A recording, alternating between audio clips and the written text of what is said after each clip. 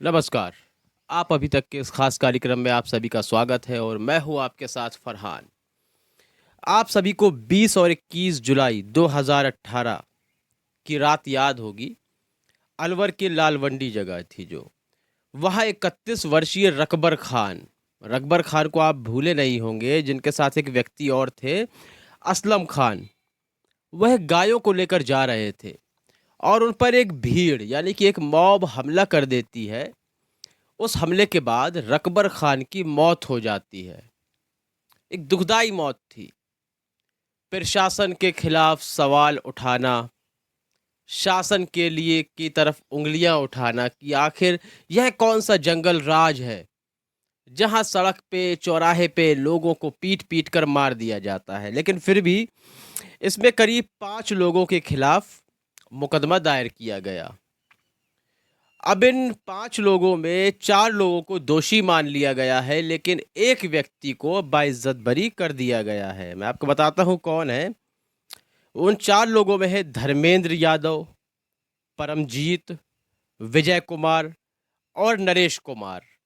इन पर इरादतन हत्या यानी कि धारा 304 और गलत तरीके से रोकने धारा 341 का दोषी पाया गया है और इन्हें 7 वर्ष की कैद के साथ साथ 10,000 रुपए का जुर्माना भी इन पर लगाया गया है।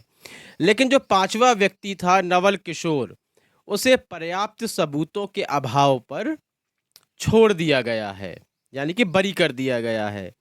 और इसमें सबसे खास बात क्या है मैं आपको बताता हूँ। इसमें सबसे खास बात यह है कि जिस व्यक्ति को बरी कर दिया गया है, जिसका नाम नवल किशोर है, तो ये नवल किशोर नाम का जो व्यक्ति है, यह विश्व हिंदू परिषद का स्थानीय नेता है। जहाँ रहता है वहाँ से ये विश्व हिंदू परिषद का नेता है, जो कि सबूतों के अभाव में बरी हो गया है। अब सबसे अहम सिलसिला यहीं से शुरू होता है।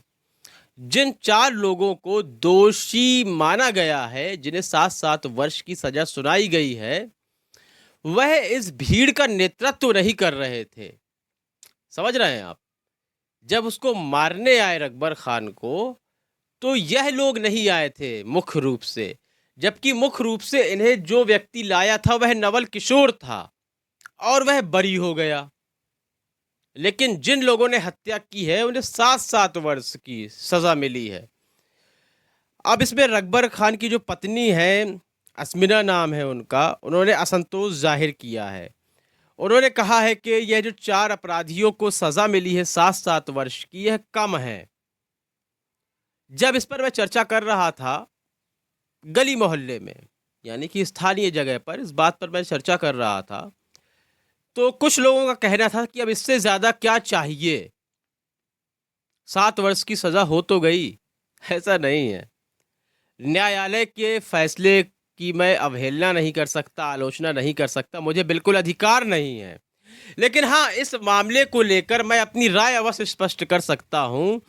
भले ही न्यायालय कहता है यह हत्या गैर इरादतन है, अब लेकिन मेरा यहाँ पे अलग व्यू है एक। मैं इसमें न्यायालय के फैसले को अलग रखकर बात कर रहा हूं। ऐसी तमाम हत्याएं हुई हैं, सुबोध कम कुमार हो, पहलू खान हो, ऐसी बहुत सी घटनाएं घटित हुई हैं, चाहे वह अखलाक क्यों ना हो, जिसमें हत्या हुई है सीधे। गैर इरादतन हत्या होती तो यह सब मर जाते। सुबोध कुमार, पहलू खान, अखलाक, इन सब की मौत हो जाती। मेरे अनुसार न्यायालय के आदेश को परे रखते हुए अलग से बात कर रहा हूं मैं, ये मेरे अनुसार यह एक सोची समझी साजिश थी। ये जो दोषी हैं, यह आए थे केवल इसी रूप से कि हम तब तक मारेंगे जब तक हमें सुकून ना मिल जाए, हमारी आत्मा को शांति ना मिल जाए। आत्मा की शांति को मिलना ही यही होता है कि जब तक सामने वाला मौत के घाट ना उतार दिया जाए। अब इसी बात को मैं दूसरे पहलू पर ले जाता हूं। दामिनी रेप बलात्कार कांड आपको याद होगा, जो दिल्ली में चलती हुई बस में एक केस हुआ था।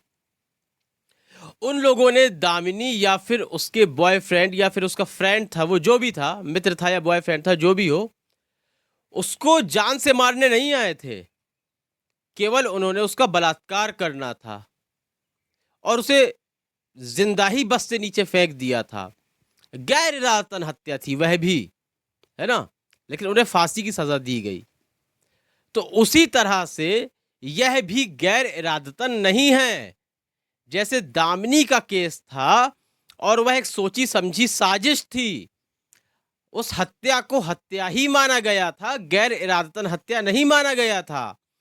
इसी तरह चाहे रकबर हो, पहलू खान हो, अखलाक हो या इंस्पेक्टर सुबोध कुमार हो, यह गैर इरादतन हत्या नहीं है, बल्कि हत्या का प्रयास है। एक समुदाय के खिलाफ एक युद्ध का जो मोर्चा होता है वह खोल देना है, यह घटना है। यह इसको मैं भी गैर इरादतन हत्या नहीं मानता, जिस तरह रकबर की पत्नी नहीं मान रही। और 7 वर्ष की सजा केवल उसकी पत्नी को ही नाकाफी नहीं लग रही, मुझे भी नाकाफी लग रही है। इन्हें फांसी की सजा होनी चाहिए ताकि आने वाले समय में यह एक मिसाल कायम हो सके कि यदि आप प्रशासन के रहते हुए, शासन के रहते हुए सड़कों पर फैसला देने लगेंगे तो यह बिल्कुल नहीं चलेगा। आपको फांसी हो सकती है यदि कोई आपके हाथों मारा गया तो, और जो व्यक्ति नेतृत्व कर रहा था वह बरी हो जाता है। यह एक, और वह वीएचपी का नेता है, सबसे बड़ी बात यह है। तो यह बात किसी के भी गले के नीचे नहीं उतर रही है। इस संबंध में आपके क्या विचार हैं, आपकी क्या राय है, वह ज्यादा महत्वपूर्ण है मेरी राय से। तो अपनी राय कमेंट सेक्शन में अवश्य दें। कार्यक्रम को लाइक और शेयर करें, चैनल को सब्सक्राइब करना बिल्कुल भी ना भूलें। तब तक के लिए इजाजत दीजिए, धन्यवाद। देश और दुनिया की खबरों से अपडेट रहने के लिए आप अभी तक न्यूज चैनल को सब्सक्राइब करना ना भूलें और साथ ही हर न्यूज का नोटिफिकेशन पाने के लिए बेल आइकन को भी दबाएं।